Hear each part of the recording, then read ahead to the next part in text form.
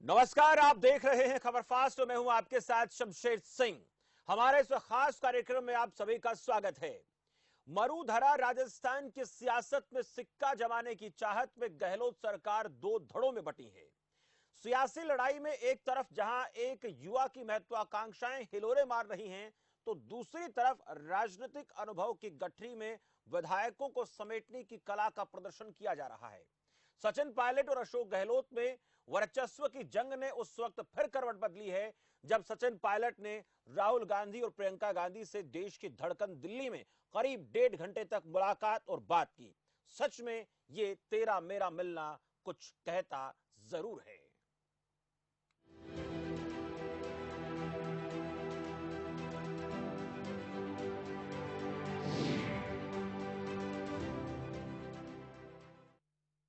14 अगस्त को राजस्थान विधानसभा का सत्र शुरू होने जा रहा है और सत्र शुरू होने से पहले सियासी गहमा गहमी भी तेज हो गई है, क्योंकि कांग्रेस में बगावत के ओंकार भरने वाले सचिन पायलट ने राहुल गांधी और प्रियंका वाड्रा से मुलाकात की।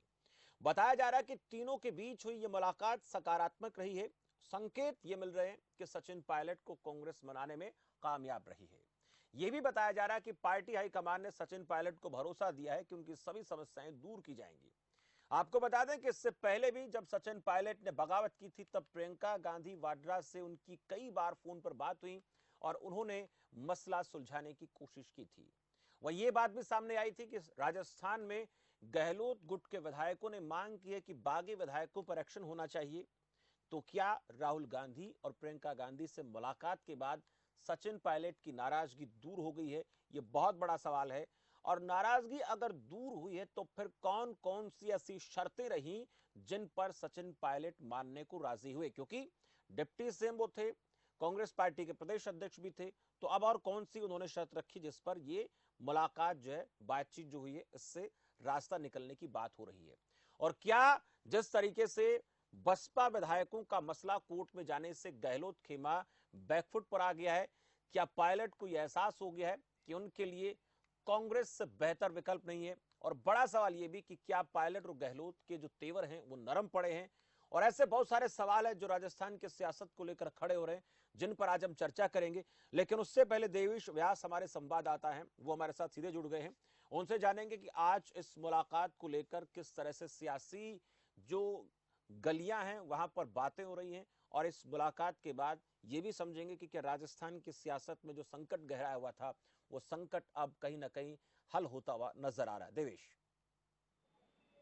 जी शमशेर जी, जिस तरीके से कयास लगाए जा रहे थे कि जो गहलोत खेमा है वो पूर्ण तरीके से अल्पमत में चला जाएगा अगर वो बीएसपी के जो विधायक है उनको लेकर। और रही बात जो सचिन पायलट की जो मीटिंग हुई है राहुल गांधी और प्रियंका गांधी से, उसके बाद यही संकेत मिल रहे हैं कि कहीं न कहीं इस जो पायलट की वापसी है वो संभव है और पार्टी में उनकी जो जगह है वो कुछ एक अलग रूप में सामने आएगी। हो सकता है कि वो मुख्यमंत्री के दावेदार हो सकते हैं। जिस तरीके से उन्होंने गहलोत से बगावत करने से पहले उन्होंने कहा था कि गहलोत को हमने कुछ कार्य कहे थे वो पूर्ण रूप से सही रूप से नहीं हो पाए थे और उनको देखते हुए उन्होंने गृह मंत्री का जो बार है वो मांगा था, लेकिन उस पर भी गहलोत की जो हामी है नहीं मिली थी। और एक देखा जाए तो सीधे तौर पर गहलोत से बगावत करना असंभव सा लग रहा है, क्योंकि गहलोत से बगावत करने वाले अगर देखें तो पुराने कुछ बागियों की बात करें तो उनके बारे में भी सबको पता है कि क्या हालात हुए हैं। गहलोत ने एक बात भी कही थी, कुछ दिनों पहले बयान भी दिया था कि 40 साल मैंने जो है वो राजनीति में दिए हैं अपने, उसको देखते हुए मैंने एक जो जनता ने अब मुझे सड़कों पर बैठाकर इस कुर्सी पर बैठाया है। तो कहीं ना कहीं ये भी सामंजस्य है कि किस तरीके से अब सोनिया गांधी जो आला कमान है पार्टी, कांग्रेस पार्टी का जो आला कमान है, वो अपना निर्णय लेती है कि सचिन पायलट को क्या नई पोस्ट मिलती है और किस तरीके से सचिन पायलट जो है आगे राजस्थान की जो सियासती जंग है उस पर अपना दाव रखते हैं। देवेश डिप्टी सीएम वो थे, कांग्रेस पार्टी के प्रदेश अध्यक्ष भी थे, तो ऐसे में क्या ये कयास लगाया जा रहा है कि उन्हें उनके मान सम्मान को बढ़ाने के लिए कोई और मंत्रालय मिल सकता है? उसके साथ साथ क्या उनको और बड़ा पद देने की बात हो सकती है, क्योंकि डिप्टी सीएम से ऊपर तो सीएम ही होता है। जी जी जी रणजीत जी, जिस तरीके से कायस भी मीडिया सोर्सों की बात करें तो हम सूत्रों के हिसाब से बात करें तो हो सकता है कि मुख्यमंत्री की पोस्ट भी उनको मिल सकती है, लेकिन जो विधायक जो अशोक गहलोत के खेमे के हैं वो कहीं ना कहीं खुश नहीं होंगे, क्योंकि बागी बागी विधायकों पर भी उनकी जो कार्रवाई को लेकर जो वो कह रहे हैं कि आलाकमान उन पर कार्रवाई करे, और जो विधायक सचिन पायलट के समर्थक में है जो उनके साथ रह रहे हैं उनको लेकर भी, पर ये कायस नहीं लगा सकते कि हो सकता है सोनिया गांधी पर जो भी है पार्टी आज तक जो डिसीजन लेती आई है कांग्रेस को लेकर, तो हो सकता है सचिन पायलट को मनाने के लिए ऐसा एक निर्णय ले सकते हैं, क्योंकि 3.5 साल की जो कार्यकाल रहा है उसको देखते हुए लगा सकते हैं कि युवा नेता को जो डिप्टी सीएम बनाया था तो उसको मुख्यमंत्री भी बना सकते हैं। पर ऐसा है कि वो एक देवेश, युवा नेता तल्ख ऐसा है तेवर जो नजर आ रहे थे। पहले की बात करें, सचिन पायलट के तेवर भी तल्ख नजर आ रहे थे, कड़े नजर आ रहे थे। अशोक गहलोत के तेवर भी कहीं ना कहीं नरम नहीं पड़े थे।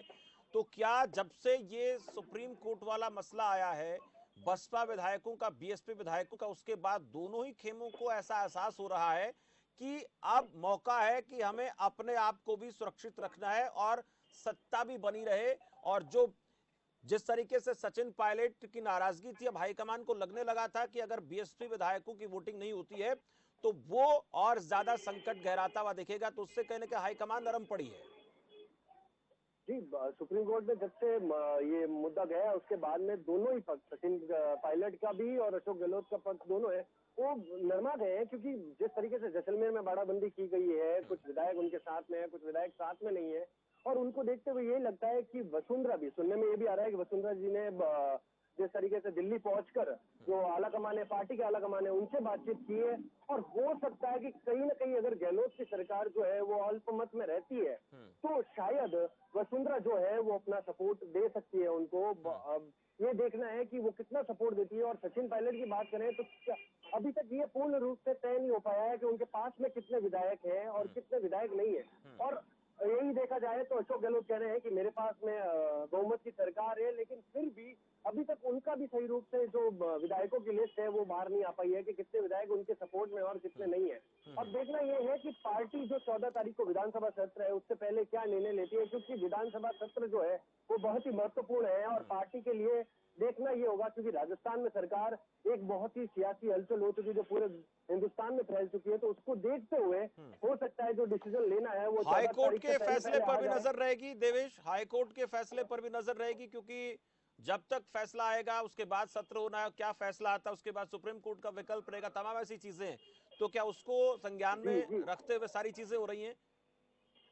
जी जी सर, हाईकोर्ट का फैसला बहुत ही महत्वपूर्ण होगा, क्योंकि मायावती ने भी कहीं ना कहीं बगावत के सुर जो बीच में छेड़े थे उसको देखते हुए यही लगता है कि हाईकोर्ट का जो है फैसला वो महत्वपूर्ण रहेगा।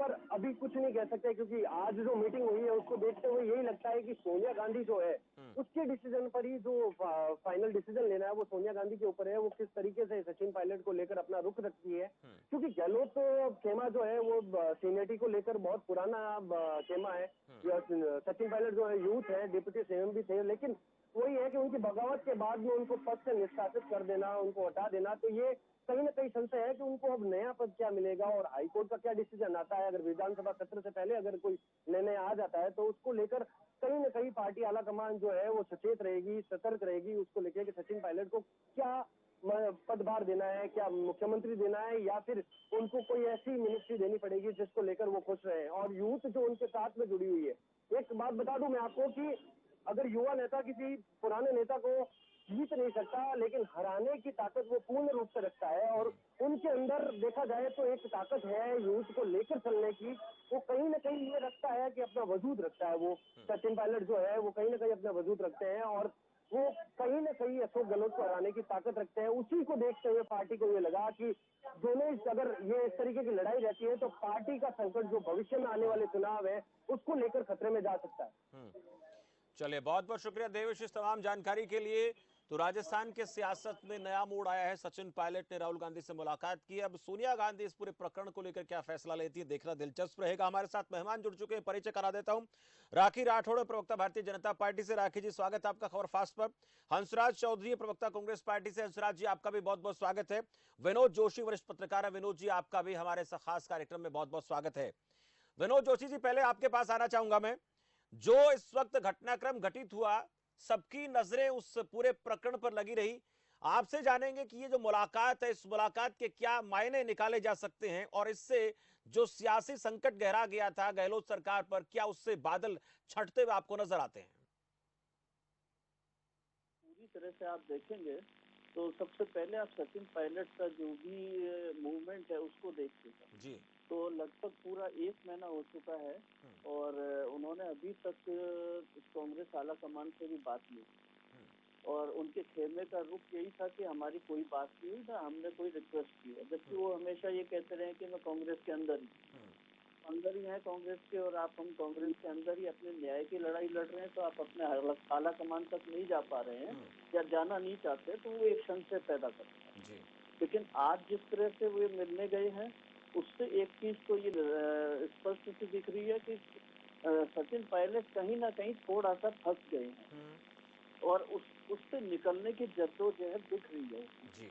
दूसरी तरफ अशोक गहलोत भी नहीं चाहेंगे कि सचिन पायलट जाएं, हम्म, या सचिन पायलट को वो फिर भी जाना समझ लें, लेकिन वो नहीं चाहेंगे कि उनके साथ के 10-12 एमएलए तो कम से कम उनके पास वापस आए। हम्म, तो उनकी भी रणनीति ये होगी कि किसी तरह से चीजों को शांत करके और जितने एमएलए वापस आ सकते हैं उसके ऊपर उनको काम करने की कोशिश करेंगे। जी। तो कुल मिला के स्थिति इस समय ये है कि दोनों खेमे जो हैं वो नहीं चाहेंगे। एक तीसरा खेमा जो भारतीय जनता पार्टी का है हम्म, वो भी इस समय कंफ्यूजन में दिख रहा है। हम्म, और क्योंकि अभी तक कांग्रेस की बहुत हंसी उड़ रही थी, बाड़ाबंदी, हम्म, तो अब बाड़ाबंदी धर्म यात्रा तीर्थ यात्रा के नाम पर भाजपा की भी बाड़ाबंदी शुरू हो गई है। हम्म, तो उसमें कुल मिला के तीनों ही जो पक्ष हैं वो कहीं ना कहीं संशय में है। जहाँ भारतीय जनता पार्टी आप ये समझ लीजिए वसुंधरा जी को लेके संशय में, मुझे नहीं लगता कि वसुंधरा जी कोई ऐसा बड़ा कदम उठाएंगी, क्योंकि उनका बहुत लंबा कैरियर है और बहुत मंझी हुई नेता है, तो मुझे नहीं लगता। लेकिन हाँ, कि वो अपनी जगह सुरक्षित रखना चाहेंगे, उसके लिए कुछ राजनीति हो सकती है उनकी। हम्म, बाकी मुझे नहीं लग रहा कि कोई वसुंधरा जी कोई बड़ा कदम उठाने जा रही है। और लेकिन अशोक गहलोत खेमा और सचिन पायलट खेमा दोनों ही कहीं ना कहीं चाहेंगे कि एक कोई सम्मानजनक समझौता हो जाए। यानी हम ये कह सकते हैं कि जो 1 महीने की जद्दोजहद चली, उसमें अगर सुलह हो जाती है तो फजीहत के सिवा कांग्रेस को कुछ नहीं मिला। कुछ नहीं मिला, कांग्रेस का आला कमान कमजोर है, इसका एक बहुत बड़ा उदाहरण दिखेगा।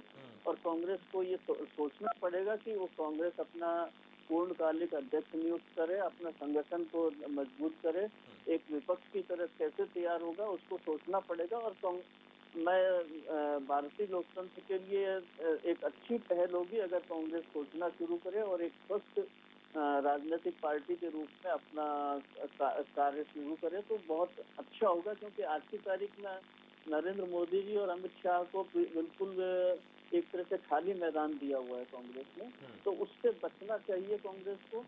अगर कांग्रेस वो कर सकी तो निश्चित रूप से वो सशक्त विपक्ष बन सकती है, लेकिन उसके लिए उसे बहुत अपने आला कमान को बहुत सुधारना पड़ेगा। पूर्णकालिक अध्यक्ष हर हाल में अपना नेतृत्व उनको चुनना ही पड़ेगा। जोशी जी, एक चीज़ और है मैं कि अगर किसी प्रकार की बात जिसमें कुछ शर्तों के साथ हुई होगी, तो आपको क्या लगता है, क्या जो बातें निकलकर सामने आ रही हैं कि उनको मुख्यमंत्री पद को लेकर भी कुछ चर्चा हुई है, वो भी मिल सकता है? जो पद थे पहले वो तो मिलेंगे, ऐसा भी कुछ सामने आ रहा है। तो आपको लगता है कि शर्त रखी होंगी सचिन पायलट ने, या फिर ये सारी की सारी बातें कहीं न कहीं मीडिया में आत्मसम्मान के खातिर इनको दिखाना ज़रूरी था, बताना ज़रूरी था कि मैं इन शर्तों के आधार पर कांग्रेस में वापसी कर रहा हूँ? देखिए ये सारे सवाल हाइपोथेटिकल है, उनके सवाल भी सारे हाइपोथेटिकल है।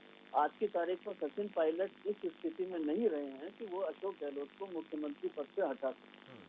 अशोक गहलोत कुछ भी हो, कोई कुछ भी कहे, लेकिन 99 से 100 के बीच में विधायक उनके पास है, जिनके वो नाम और हस्ताक्षर राज्यपाल को दे चुके हैं।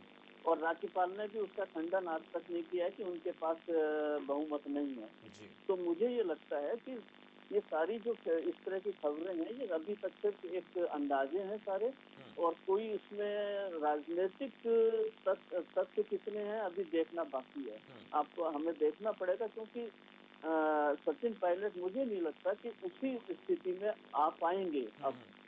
1 जो महीना बहुत बड़ा समय होता है, और आप किसी भी प्रदेश की राजनीति में अगर आप 1 महीने की जद्दोजहद के बाद में इस तरह से समझौते की वार्ता के लिए आते हैं, तो आपको वो सब नहीं मिलेगा जो आप पहले थे। और या फिर आपके पास 50 एमएलए होते, 40 एमएलए होते, 35 एमएलए होते, तो आपको मिल जाता सब कुछ। लेकिन वो स्थिति उनकी नहीं है। हाँ, लेकिन अशोक गहलोत जरूर चाहेंगे, अशोक गहलोत की कुछ न कुछ एक सम्मानजनक समझौता हो, क्योंकि उनको ये अभी तक उनके खेमे को ये उम्मीद है कि 10 से 12 विधायक उनके पास में लौट के आ सकते हैं। और उम्मीद पे ही राजनीति चलती है, उम्मीदों पे ही आगे की राजनीति उनकी तौर पे हो रही है इस समय। हंसराज चौधरी जी, 1 महीने तक पूरा घटनाक्रम चला, सबने देखा परिस्थितियां किस तरह से बनती रही, बिगड़ती रही, और आखिरकार अब हाईकमान के सामने जाकर बातचीत हो जाती है सचिन पायलट की। क्या ऐसा हो रहा है कि सुलह हो चुकी है या अभी उसमें वक्त लगेगा? और अगर सुलह होती है तो जो शर्तें जो इस वक्त निकलकर बातें सामने आ रही उनके आधार पर कुछ हुआ है, या फिर जो नाराजगी थी वो सचिन पायलट की उसको पूरी तरह से दूर कर लिया गया और सरकार पूरी तरह से सुरक्षित नजर आती है? शमशेर जी, मैं आपको बताऊं कि इसके अंदर जो पिछले 1 महीने से जो घटनाक्रम चल रहा था, पायलट साहब की जहाँ बात है, पायलट साहब ने शुरू से ही कहा था कि वो एक आत्मसम्मान की लड़ाई लड़ रहे हैं। और एक घर के अंदर अगर कोई भी गरीब परिवार का कोई भी सदस्य अगर वो अपना आत्मसम्मान चाहता है तो वो उसको बिल्कुल उसका हक है, वो मांग सकता है। और यही काम पिछले 1 महीने से पायलट साहब ने किया। पायलट साहब ने कभी भी कांग्रेस पार्टी के खिलाफ और आला कमान के खिलाफ कभी भी उन्होंने कोई भी अपनी टिप्पणी उन्होंने पेश नहीं की। बावजूद इसके कि उनके ऊपर जो आरोप लगाए गए, उसके बावजूद वो एक धैर्य के साथ में पिछले 1 महीने से बने रहे।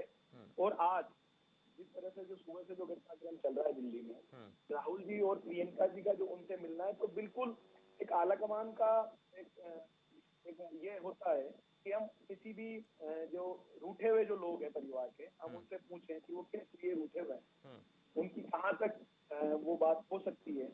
तो यही बात आज इसको देखने को मिल रही है। तो अभी पायलट साहब की राहुल जी से प्रियंका जी से जो मुलाकात हुई, उस मुलाकात के नतीजे अभी शाम तक क्या निकलते हैं बाकी इसका ऊपर है। बाकी पायलट साहब ने जो उनका हक था वो उन्होंने पार्टी के अंदर रह के पार्टी की गाइडलाइन को फॉलो करते हुए उन्होंने कोई पार्टी के खिलाफ बयानबाजी नहीं की।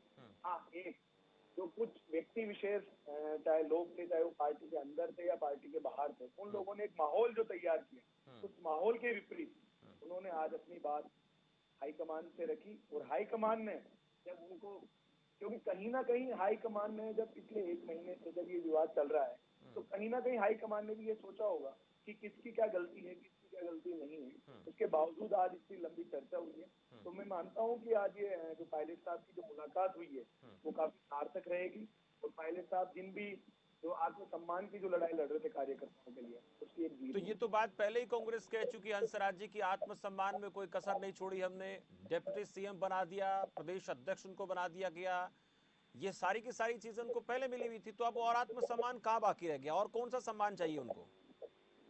उनका मानना यह है कि जो कार्यकर्ताओं से पिछले 5 साल में विपक्ष के समय जो कार्यकर्ताओं से, जो किसानों से, मजदूरों से जो वादा किया गया, उस वादे के अनुरूप जो अभी जो 1.5 साल में कांग्रेस की सरकार थी है, तो इसने वो वादे पूरे नहीं किए। और वादे उन्होंने बताए अपने कार्यकर्ताओं के। रही बात उनकी, तो उनका जो उन्होंने हंसराज जी, ये सब चीजें तो तब भी हो सकती हैं। सचिन पायलट एक बात बोले कि किसानों के लिए जो वायदा किया था सरकार ने चुनाव में सत्ता में आने से पहले, उनको पूरा करो, बाहर बैठा हूं, जब तक पूरा नहीं होगा तब तक मैं ना तो किसी सत्र में हिस्सा लूंगा, ना सरकार के किसी कामकाज में हिस्सा लूंगा, अपनी सरकार के खिलाफ मैं विरोध करूंगा। पार्टी के अंदर भीतर घात वाली सिचुएशन पैदा नहीं होती। 1 महीने तक पूरा ड्रामा चला, उस ड्रामे के दौरान कांग्रेस को मिला क्या, उस ड्रामे के दौरान प्रदेश सरकार को मिला क्या, फजीयत के सिवा। और इससे ये एक बात और साबित होगी कि हाईकमान को 1 महीना लग गया इस पूरे मसले को सुलझाने में, और अभी तक कह नहीं सकते सुलझ गया है। बिल्कुल, अभी तक वार्ता जारी है, अभी तक उसका कोई भी निर्णय जो आपके और मेरे हम सबके पास में अभी तक कोई निर्णय आया नहीं है। अभी तक बस जो आज का पूरा दिन है, उस दिन में उन्होंने अपनी बातें रखी हाईकमान के सामने। हाईकमान की जो भी शर्तें थी वो उन्होंने उनके सामने रखी है। उसके बाद में अब सोनिया गांधी जी से जो मुलाकात वो कर रहे हैं, उसके अब तक अभी कह नहीं सकते कि क्या है। लेकिन एक कार्यकर्ता होने के नाते, चाहे मैं हूँ या कोई भी पदाधिकारी हो, और चाहे पायलट साहब ने फर्स्ट दिन से ये कहा था कि मैं पार्टी के बिल्कुल भी खिलाफ नहीं हूँ, न ही जो उनके साथ में जो उनको कहा गया बागी विधायक, 19 विधायकों में, तो वो कोई भी विधायक या किसी भी विधायक ने ऐसी टिप्पणी नहीं की कि वो पार्टी और आलाकमान के खिलाफ। एक ये मैं आपको कहना चाह रहा हूँ कि एक माहौल तैयार किया गया पिछले 1 महीने में कि कहीं ना कहीं कांग्रेस पार्टी की छवि को खराब किया जाए। ठीक है, वो तो आप ही के पार्टी के लोग भी छवि खराब कर रहे थे, इसमें कोई दो राय नहीं है। राखी राठौड़ जी, आपने हंसराज जी को सुना, पार्टी की छवि खराब करने की कोशिश हुई, वो पार्टी के अंदर के लोग भी उसमें शामिल रहे, इसमें कोई दो राय नहीं है। अब बात ये सामने आ रही है कि सचिन पायलट जो है वो राहुल गांधी से मिलने के बाद मुलाकात के दौरान 1.5 घंटे बातचीत हुई और बातचीत के बाद रास्ता निकलता हुआ नजर आ रहा है। स्वस्थ लोकतंत्र के लिए जरूरी भी था। बीजेपी क्या कहती है? कह रहे हैं कि इनकी इंटरनल प्रॉब्लम्स हैं जिसको उनको बैठ करके समझाना चाहिए, सलटाना चाहिए, लेकिन बहुत देर लगाई उन्होंने। 1 महीना जनता परेशान हुई, जनता ने मैंडेट देके भेजा, लेकिन वो जिम्मेदारी ना निभाते हुए, जैसे अभी हंसराज जी कह रहे थे किसानों की बात करना चाहते, तो मैं तो इस बात से सहमत हूँ। किसानों की बात कहना, कोई जाकर छुप करके तो किसानों की बात अपन रख नहीं सकते, तो इसीलिए मंशा वो नहीं थी। एक्चुअली 2 लोगों की महत्वाकांक्षा की वजह से ये पूरा 1 महीने का सीन यहाँ पर रहा, और सेंट्रल नेतृत्व जो है उसको उसकी इनकेपेबिलिटी यहाँ पे नजर आती है कि उनको 1 महीने का टाइम लगा उनको बुला करके बात करने का। मैं बात करना चाहूंगी मार्गरेट अल्वा जी के स्टेटमेंट की। उन्होंने कहा कि सोनिया गांधी जी अगर चाहें तो 1 कप चाय पर इस पूरी प्रॉब्लम को खत्म कर सकती हैं, तो क्यों ना पहले इस पहल को कर दिया गया, और क्यों इतना बड़ा इशू, इतना बड़ा हंगामा जो है राजस्थान के अंदर अनस्टेबिलिटी क्रिएट की। लेकिन राखी राठौड़ जी, अब ये भी कहीं ना कहीं बातें निकली, चर्चा में आया कि भारतीय जनता पार्टी के भी कुछ विधायक जो हैं, अगर सत्र बुलाया गया उस सत्र के दौरान वो कहीं ना कहीं क्रॉस वोटिंग कर सकते हैं। ऐसी भी खबरें आई कि भारतीय जनता पार्टी एकजुट है, उसके अंदर कहीं ना कहीं वहां भी वर्चस्व को लेकर बातें हो रही हैं। देखिए, जिस तरह की आप बात बता रहे हैं सिर्फ कोर काल्पनिक बातें हैं, ऐसी कोई भी सच्चाई नहीं है। मैं आपको बात बताना चाहूंगी, जिस तरह का वर्ड विनोद जी ने भी यूज किया, बाड़ाबंदी वाला भारतीय जनता पार्टी के लिए। देखिए, जिस तरह से कांग्रेस सरकार का और कांग्रेस संगठन का जिस तरह की कार्यशैली पिछले दिनों रही, चाहे इन्होंने बीजेपी के विधायकों के साथ में जिस तरह का व्यवहार किया, अपने विधायकों के साथ में किस तरह की प्रेशर और दबाव की राजनीति की, उसी से बचने के लिए, उसी मानसिक तनाव को हटाने के लिए हम लोगों ने हमारे कुछ विधायकों को सोमनाथ दर्शन के लिए भेजा। और उनकी सुरक्षा की जिम्मेदारी, हमें ये अंदेशा था कि इस तरह का दबाव, और इसीलिए ये काम किया गया। दूसरी बात, बाड़ाबंदी की जहां तक बात आती है, 3 दिन पहले, 2 दिन पहले आप अपनी, हम एक राजनीतिक पार्टी है, वॉचफुल है, क्या सीन चल रहा है राजनीति का, क्षेत्र का, उसको जांच करके उसकी हम लोग बातचीत करके आपस में एक कोई रिजल्ट पे आना चाहते हैं, और इसलिए वो मंथन के लिए इस तरह की एक कार्य योजना की गई है। तो अब क्या लगता है आपको, अगर ये सुलह हो जाती है? देखिए, आप भी कहीं ना कहीं जो आरोप लगे कांग्रेस की तरफ से लगाए जाते रहे कि भीतर घात हमारे करना चाहती है, हमारी पार्टी के अंदर घात करना चाहती है बीजेपी, विधायकों के खरीद फरोख्त का आरोप आप पर लगता रहा, लेकिन अब अगर सुलह हो जाती है तो इससे बीजेपी क्या सोचेगी, क्या कहती है भारतीय जनता पार्टी? जिस तरह से आरोप लग रहे थे, उन आरोपों को लेकर आपका क्या स्टैंड है? देखिए, जहां तक भीतरी घात की बात करते हैं, ये हमेशा से जब मुख्यमंत्री पद का उन्होंने पदभार ग्रहण किया, तब भी आपको ध्यान होगा कि 5 दिन का समय ये डिसीजन करने में लगा कि मुख्यमंत्री कौन होगा। तो भीतरी घात तो डे पद से है, जब से सरकार बनी है, जब से इनके मुख्यमंत्री नियुक्त हुए, तब से अब तक इनकी आपस में बातचीत नहीं है। 1.5 महीने में इनकी, 1.5 सालों से इनकी बातचीत नहीं है। तो ये साफ दिखाता है इस बात को कि भीतरी घात इनके अंदर का है, ना कि भारतीय जनता पार्टी का। अगर इनके बीच में सुलह होती, तो मैं तो पहले भी कह रही हूँ कि जनता ने मैंडेट दिया है, करिए ना काम, जनता की सेवा के लिए भेजा है तो करिए काम, इसमें प्रॉब्लम कहाँ है? विनोद जोशी जी, आपसे चाहूंगा, हाईकमान, कांग्रेस हाईकमान को लेकर बात हुई, कांग्रेस हाईकमान चाहती तो क्या ये मसला जो एक चाय के कप को लेकर बीजेपी कह रही है, एक चाय के कप के ऊपर ये सारी की सारी चीजें हो जाती है, अगर सोनिया गांधी चाहती तो? चाहने ना चाहने से कुछ नहीं होता। आप मैं एक पत्रकार के तौर पे अगर इन सारे घटनाक्रम का विश्लेषण करूं, तो आप एक चीज को समझिए कि सचिन पायलट कब तक कांग्रेस आला कमान से बात करने के लिए राजी नहीं हुए। ऐसा नहीं होगा कि कांग्रेस आला कमान ने कोशिश नहीं की होगी। अगर ऐसा ही कोई केस भाजपा में होता तो भारतीय जनता पार्टी के आला कमान भी अपना सिस्टम करके उसको समझाने की कोशिश करते हैं। ये सुलझने की तरफ उस समय जाता है जब वसुंधरा राजे दिल्ली जाती है। तो इसके सारा लिंक कहीं ना कहीं जुड़ता है। आपको ये देखना पड़ेगा, राजनीतिक घटनाक्रम की कड़ी से कड़ी जोड़ेंगे अगर आप, तो इसमें तीनों ही पक्ष इन्वॉल्व हैं। तीनों ही ये कहेंगे कि हम सही हैं, हम कहीं भी कोई राजनीति नहीं कर रहे, हम सब सेवा करना चाहते हैं। तीनों ही सेवा करना चाहते हैं, अशोक गहलोत का खेमा कांग्रेस हो या फिर भारतीय जनता पार्टी और सचिन पायलट, इसको हम भी मान लेते हैं क्योंकि हमारे पास इसके अलावा कोई रास्ता नहीं है कि हम न माने। तो लेकिन कुल मिला के सारी तरफ से जो हाँ, लेकिन मैंने जैसा आपसे पहले कहा था कि कांग्रेस का आला कमान अगर मजबूत होता तो ये स्थिति नहीं आती, क्योंकि वो उस चीज को दबा सकता था, लेकिन वो दबाने में सक्षम नहीं हुआ क्योंकि आपके पास में पूर्णकालिक अध्यक्ष नहीं है। आपने अपने सिस्टम को बाय डिफॉल्ट इस तरह से नहीं मैनेज कर रखा है कि वो अपने पार्टी के अंदर के मसलों को सुलझा सके। तो आपको जरूरत इस समय एक पूरी तरह से एक ऐसा आला कमान जो कि पूरा फंक्शनल हो, जो सबकी सुन सकता हो। आला कमान को लेकर पहले भी सवाल खड़े होते रहे और एक बार फिर से आला कमान निशाने पर आ गया है। बहुत बहुत शुक्रिया राखी राठौड़ जी आपका जुड़ने के लिए, हंसराज चौधरी जी आपका बहुत बहुत शुक्रिया, और विनोद जोशी जी आपका भी हमारे इस खास कार्यक्रम में जुड़ने के लिए शुक्रिया। बात राजस्थान की सियासत को लेकर सुलह के आसार नजर आ रहे हैं, लेकिन और देर रात तक तस्वीर कुछ साफ हो सकती है जिस तरह की बातें निकलकर सामने आ रही हैं।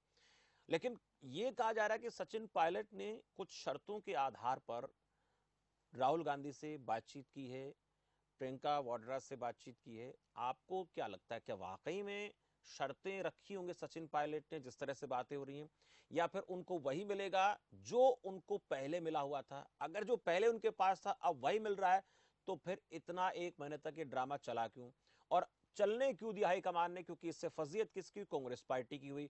और एक महीने तक प्रदेश की जनता के सामने एक मैसेज गया, संदेश गया कि सरकार जो है वो होटल से चल रही है। प्रदेश की आवाम को इंतजार था कुछ नई योजनाएं, कुछ नए कार्य होते, क्योंकि कोरोना संकट में वैसे ही प्रदेश की जनता पहले ही बहुत ज्यादा परेशान है, और ऐसे में इस प्रकार की परेशानी में राजनेताओं का अपनी महत्वाकांक्षाओं के लिए जनता को डाल देना ये कहीं भी सही नहीं ठहरता। लेकिन दिलचस्प रहेगा देखना कि और क्या घटनाक्रम सामने आते हैं, और क्या सरकार गहलोत की स्थिर रहेगी जिस तरह से अब तक संकेत मिल रहे हैं। फिलहाल इस चर्चा में इतना ही, मुझे दीजिए इजाजत और आप देखते रहिए खबर फास्ट। नमस्कार।